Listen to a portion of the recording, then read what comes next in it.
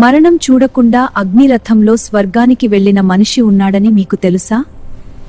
అతని పేరు దేవుని గొప్ప ప్రవక్త ఎలీయా. ఎలీయా దేవుని మీద సంపూర్ణ విశ్వాసం పెట్టిన మనిషి. అతని జీవితం అద్భుతాలతో నిండింది. అహాబు మహారాజా, మీరు ఇశ్రాయేలును పాపంలోకి నడిపిస్తున్నారు. ఏలీయా, నా అధికారాన్ని ప్రశ్నిస్తున్నావా? నా దేవుడు చెప్పిన వరకు ఈ దేశంలో వర్షం పడదు.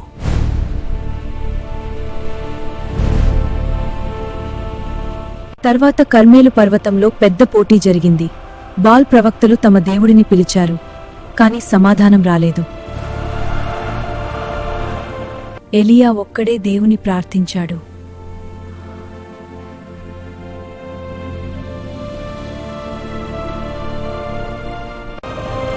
అప్పుడు ఆకాశం నుండి అగ్ని వచ్చి బలి దహించబడింది.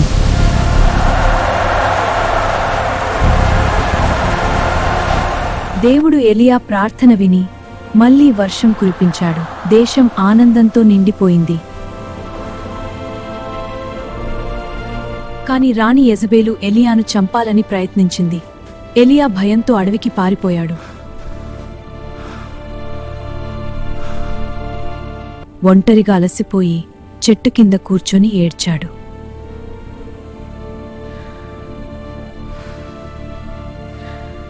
అప్పుడు దేవుడు దేవదూతను పంపించి ఆహారం ఇచ్చి ఎలీయాకు బలమిచ్చాడు.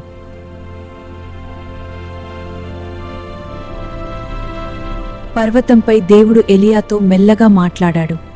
నేను నీతోనే ఉన్నాను అని ధైర్యమిచ్చాడు. ఎలీయా తన శిష్యుడు ఎలీషాను సిద్ధం చేశాడు. దేవుని సేవను కొనసాగించమని ఆశీర్వదించాడు.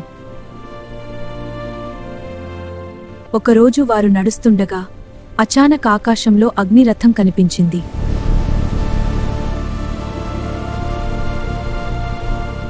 తుపానులో ఎలీయా అగ్నిరథంలో స్వర్గానికి ఎత్తబడాడు. అతను మరణం చూడలేదు. ఎలీయా జీవితం మనకు నేర్పింది, దేవునిపై విశ్వాసం పెట్టినవాడు ఎప్పుడూ ఒంటరిగా ఉండడు. దేవునిపై నమ్మకం ఉంటే అసాధ్యమేమీ లేదు. ఇది దేవుని ప్రవక్త ఎలీయా కథ. ఈ వీడియో మీకు నచ్చితే లైక్, షేర్, కామెంట్ చేయండి.